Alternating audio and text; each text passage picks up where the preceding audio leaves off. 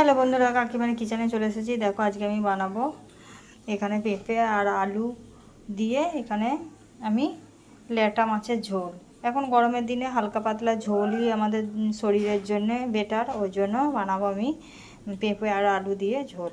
তার জন্য এখানে পেঁপে আর আলু আমি একটু আমার তাড়াতাড়ি আছে বলে এগুলো সিদ্ধ করে নিয়েছি। তোমরা না চাইলে এমনি ভেজেও করতে পারো, সিদ্ধ করে না হলেও আমি সিদ্ধ করে নিয়েছি। আর এখানে নিয়েছি পেঁয়াজ আর টমেটো আর মশলা নিয়েছি আদা রসুন জিরে ধনে লঙ্কা। এখানে আমি কড়াইয়ে তেল দিয়েছি। এখন আমি একটা একটা করে মাছগুলো একটু ভেজে নেব। দেখো মাছগুলো আমার ভাজা হয়ে গেছে। এবার আমি একটা পাত্রে মাছগুলো ঢেলে রাখবো। এবার দেখো কড়াইয়ে তেল দিয়ে দিয়েছি। আমি দিয়ে দেবো 5 ফোড়ন, গোটা লঙ্কা আর তেজপাতা।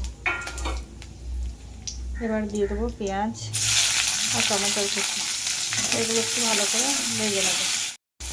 দেখো এগুলো আমার ভালোভাবে ভাজা হয়ে গেছে। এখন আমি বেটে রাখা মশলাটা একটু ঢেলে দেবো, দিয়ে ভালোভাবে একটু কষিয়ে নেব। দেখো মশলাটা আমার কষানো হয়ে গেছে, তেল ছেড়ে দিয়েছে মশলার উপরে।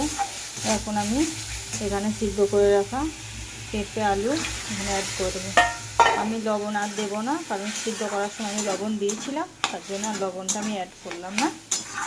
এখানে আমি আর একটু জল অ্যাড করে দেবো আর ভেজে রাখা মাছগুলো দিয়ে দেবো। কিছুটা ফুটিয়ে নিলেই আমার পুরো পেঁপে আলু মাছের ঝোল রেডি।